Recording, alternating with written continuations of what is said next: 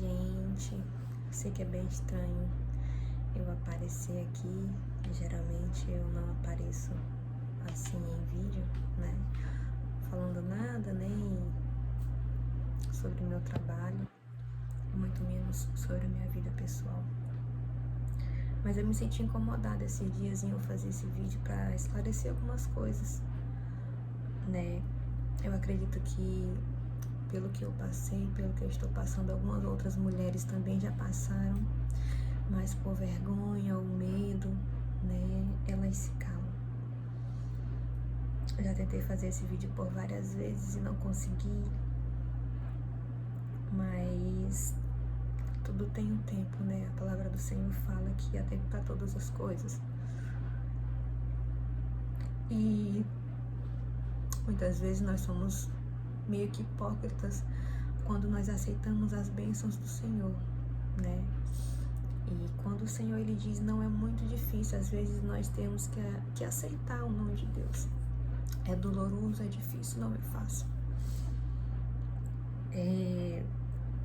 Poucas pessoas sabiam que eu estava grávida. Eu descobri a minha gravidez 8 dias antes do meu casamento.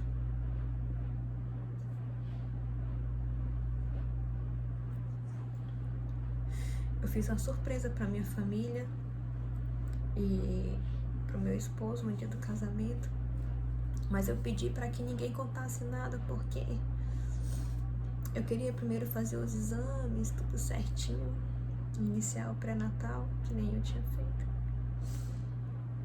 E todo mundo ficou muito feliz. Eu compartilhei com algumas amigas do Acre, né, amigas mais próximas, também pedi segredo para elas.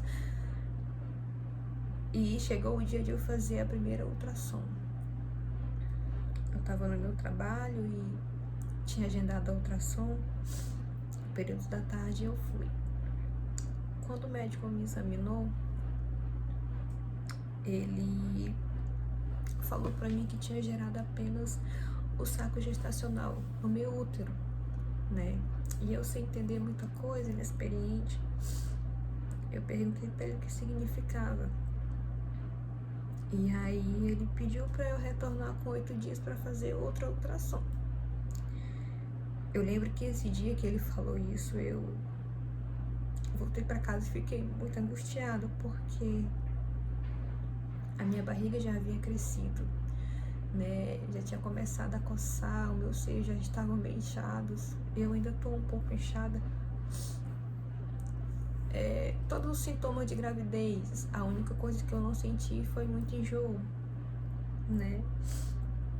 E aí eu lembro que eu fiquei desesperada esse dia, porque no fundo eu senti que tinha alguma coisa errada comigo.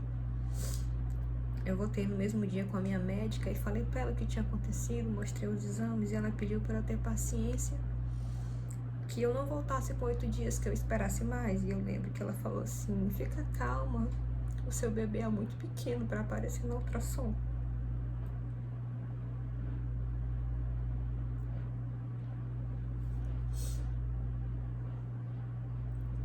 Ao mesmo instante que aquilo me fortalecia, eu sentia dentro de mim que tinha algo errado.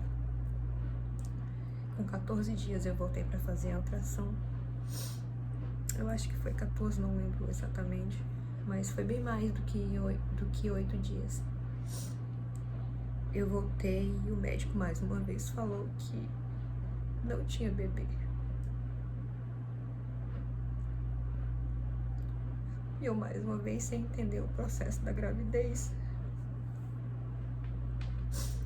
eu perguntei pra ele o que estava acontecendo comigo, o que tinha de errado comigo, o que eu tinha feito de errado. E ele disse que nada, que acontece muito. Gravidez tem um nome que eu não tô lembrada agora, que é um pouco diferente. E eu fiquei com muito medo, perguntei pra ele se eu teria que ir pro hospital, porque algumas amigas me falaram, né, que quando a pessoa é engravida, que o bebê falece na barriga, ou que não dá alguma coisa certa, tem que fazer uma curetagem. Eu tinha muito medo. Eu nunca precisei ir para o hospital, nunca fiquei internada, eu nunca levei um ponto, então eu queria muito ter que sair da maternidade com meu filho. Eu pedia muito a Deus que não acontecesse isso comigo, que eu já estava sofrendo demais não ter o meu filho. E depois que ele me falou isso, eu perguntei se eu teria que ir. Ele disse que não, que iria acontecer em casa mesmo, que eu ia começar a sangrar e tudo mais. E eu fiquei com muito medo. Eu lembro que eu saí do consultório, eu vim pra casa e eu não tinha reação. Eu não conseguia chorar, eu não conseguia fazer nada. Eu lembro que eu deitei na minha cama e a única coisa que eu fazia era questionar. Eu lembro que eu falei pro Senhor uma frase muito pesada. Eu falei assim: Senhor, tantas mães não merecem ter filhos. Tantas mães abandonam seus filhos. Tantas mães deixam seu filho jogado. Por que o Senhor está fazendo isso comigo? Eu sei que não era algo que eu tinha planejado para mim. Eu tinha outros pensamentos. Eu tinha pensado em várias outras coisas, menos em um filho agora, né? Eu tava casando, eu tinha outras coisas em mente. Mas eu lembro que eu questionei muito o Senhor esse dia, algo que eu nunca tinha feito. Depois de eu questionar, de falar muita besteira, eu perguntei pra ele o que eu tinha feito de tão errado na minha vida, que eu não merecesse ser mãe, eu não merecesse ter o meu filho no meu braço. E o Senhor ficava sempre calado, sabe? E eu comecei, depois de algum tempo, de alguns dias, eu questionando. Uma amiga veio na minha casa. Eu tava com o coração muito duro porque eu queria. E aí ela me falou assim: amiga, se não for pra ser, outra hora vai ser. Você precisa ter paciência. O seu corpo, ele se prepara todo mês pra isso. Tenha fé. Eu falei: amigo, mas eu tenho fé. Eu não consigo entender por que Deus está deixando eu passar por tudo isso. Sofrer tanto. Eu não sou uma pessoa ruim. Eu falava pra ela, né, sobre o meu questionamento com o Senhor. Depois ela conversou muito comigo e isso começou a abrir muito meu coração. Lembro que esse dia, depois que ela foi embora, eu tomei meu banho. E antes de dormir, né, todo mundo já tinha dormido, meu esposo estava dormindo. Eu lembro que eu vim aqui na minha cozinha. Eu liguei o LED da cozinha e bem no meu armário eu tinha guardado um potinho de óleo ungido que eu tinha ganhado lá na igreja. E aí eu peguei esse potinho e comecei a chorar e eu falei pro Senhor que eu já estava pronta. Por mais que eu não entendesse o que estava acontecendo, eu falei: Senhor, eu tô pronta. Por mais que doa, eu tô pronta. Eu não quero mais viver nenhum dia da minha vida com uma falsa esperança de que meu filho tá ou meu filho não tá. Por favor, acaba com isso. Eu lembro que eu coloquei o ovo, peguei esse óleo ungido, eu passei na minha barriga. Eu falei: Senhor, por favor, não permita que eu vá pra maternidade. Se eu tiver pelo menos a chance de pedir uma coisa pro Senhor, a única coisa que eu te peço hoje, por favor, eu não quero ir pra maternidade, ter que passar aquele constrangimento. Eu não quero ir pra maternidade sem sair com meu filho nos meus braços. Se eu tiver que sofrer sozinha nessa madrugada sem ninguém, eu quero que seja com o Senhor. E aí eu comecei a lembrar de várias outras situações que eu já passei muito difíceis na minha vida, que não se compara nem um terço a essa que eu tô passando. E o Senhor me fez lembrar de todas as vezes que eu me sentia só e que Ele estava do meu lado. E eu me arrepiava toda sentindo a presença do Espírito Santo de Deus naquele momento difícil. E o meu coração duro, que por alguns instantes permanecia duro ainda, ele foi sendo quebrantado pelo Senhor. E o Senhor falava no meu coração que existirá um renovo todos os dias. E era justamente um louvor aleatório que eu tinha colocado no meu celular. E ele falava assim: eu te renovo. Eu renovarei tuas forças. E eu sem entender. Logo em seguida que eu fiz essa oração, começou a dar uma dor muito forte assim no pé da minha barriga, sabe? Aquela cólica que eu nunca tinha sentido. Uma cólica, uma fraqueza. E aí começou aquele processo de aborto espontâneo horrível.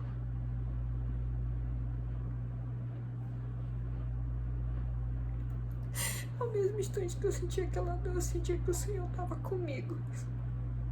No mesmo instante que eu sentia aquelas cólicas, eu sentia o Senhor falando comigo: eu vou te renovar dia após dia, dia após dia, só não desiste de mim. E eu falava: Senhor, não sai de perto de mim, não me deixa, assim como o Senhor nunca me abandonou, assim como o Senhor sempre esteve comigo em todos os momentos que eu pensei que eu estava só, o Senhor estava comigo, não me abandona.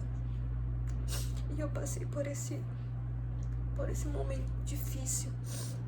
Eu não queria acordar o meu esposo porque no outro dia ele tinha um concurso para fazer. E eu não queria ter que acordar porque é algo vergonhoso. As mulheres que já passaram pelo que eu passei sabem o que é. E eu me sentia muito inútil. Eu ficava depois me perguntando o que foi que eu fiz de errado. Eu pesquisava muito na internet e aquilo estava me desgastando. Aquilo estava me matando aos poucos. E logo depois eu comecei a entender. E eu lembro que uma amiga, antes de tudo isso acontecer, ela falou pra mim assim: amiga, gerar um testemunho dói. E eu fiquei com aquela frase na minha cabeça: gerar um testemunho dói. Gerar um testemunho dói. E eu realmente, eu comecei a entender essa frase, que gerar um testemunho dói. Mas que o Senhor, aquele que morreu na cruz por mim e por você, Ele continua sendo o mesmo.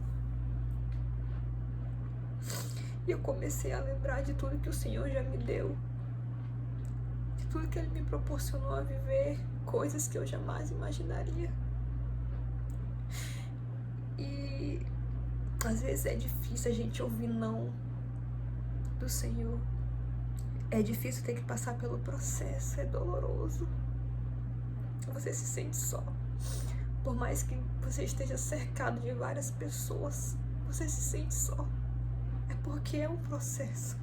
Você precisa passar pelo processo. E passaram-se alguns dias desde agora. E eu voltei aí aos cultos, eu voltei a tentar uma vida, uma rotina normal.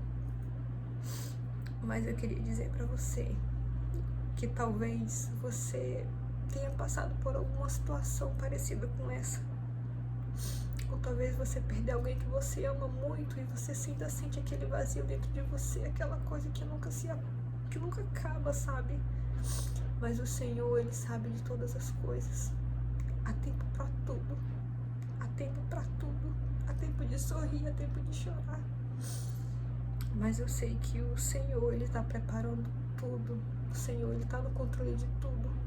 E não vai ser por isso que Ele vai deixar de ser Deus na minha vida. E talvez alguém até tenha falado: a Berê tá grávida, ou a Berê tá escondendo. Que ela tá grávida, mas tá escondendo. A Berê... Enfim.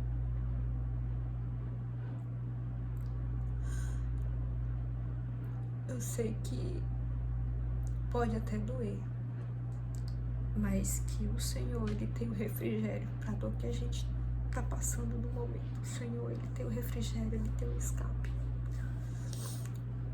E que pode até demorar um pouquinho, mas que passa.